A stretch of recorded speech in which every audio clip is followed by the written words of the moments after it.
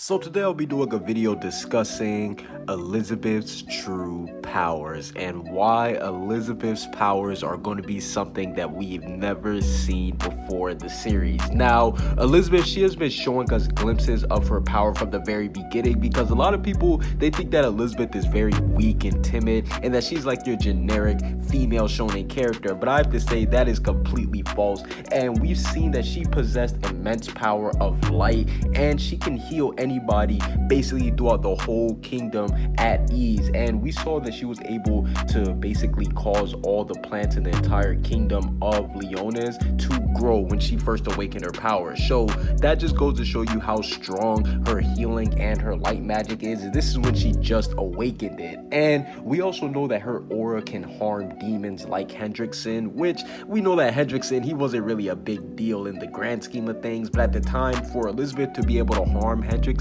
for where she was with just her aura, that's a big deal. And she can also harm commandments like Darieli. Like, we know that Darieli, how strong she is, and we know that she's somewhat, I don't want to say she fears Elizabeth, but she recognizes her powers. So those two things goes to show you that her true power has been leaking out, and it's been showing you that Elizabeth can be very strong. And we also got to see a little bit of a glimpse. Anime onlys, you guys didn't see this, but if you guys read the manga, you would know that Elizabeth, she used light magic on par with Ludasol, who is the leader of the four archangels, because while they were creating the light of Pact, her magic was wider than his. Although it was the same length because they had to create swords, hers was wider than his. So that goes to show you that she was able to outdo a member of the four archangels. So I definitely do think that from all these glimpses of her powers that we've seen from the beginning, goes to show you that her true abilities are something special.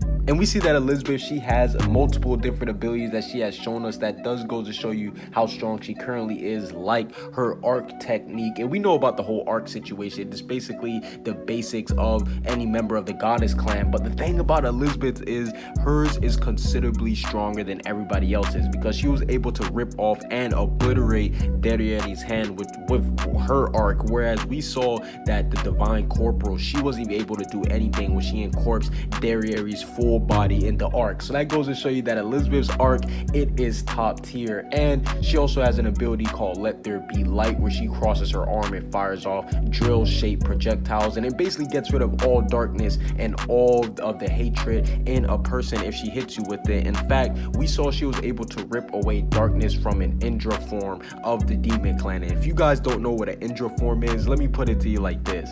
Indras are what roam around in purgatory freely, and the demon king summons Indras whenever he wants his dirty work done. So yeah, you guys know, that should give you a grasp about how overpowered Indras are. And Elizabeth was able to cleanse the darkness on an Indra. So yeah, that goes to show you how strong her abilities is. And we also know that she has a tranquilize ability, whereas she's able to create mist that can expel any type of odor or any type of darkness from demons. So we know that she's basically known as like a demon slayer, because all of her abilities are overpowered. And we also do know that she can fly, which is a very important thing in the series, because not everybody can fly and only the top tiers can. So Elizabeth being able to fly and carry Diane on top of that goes to show you that she's physically strong too, which is why I believe that Elizabeth's true powers will be a weapon similar to the sacred treasures. Now, we see that all of the 7 deadly sins, they have sacred treasures, and when they do use them, their powers increase exponentially. We see Bond, he just got his sacred treasure, and we saw how strong he was.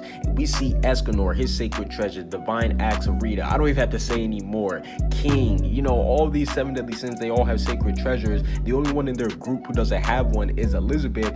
And we know that Elizabeth, she was known as Bloodstained Ellie in the past. Yes, which does imply that she did do a lot of killing and she killed a lot of demons, which is why I do believe that she did use a weapon. I believe that she will use something holy, like maybe she'll use something like a spear, but I don't know if she'll use a spear because King has one, or maybe something like a holy sword. But I do believe that she had to use a weapon in order to do all the killing, unless she was just that savage, it was just killing killing them with their bare hands. But I do believe that her true abilities also do make her on par with the Demon King, because we saw the Demon King, he tried to hold Elizabeth hostage when he was fighting Meliodas, but Meliodas, he told the Demon King himself, yo, if you underestimate Elizabeth, you'll be the one that ends up dead. So that just goes to show you that Elizabeth, her true powers, they definitely do make her on par with the Demon King, which makes her super strong. And I definitely do believe that she will have a weapon that will complement her fighting style and will make her even stronger than what she is now.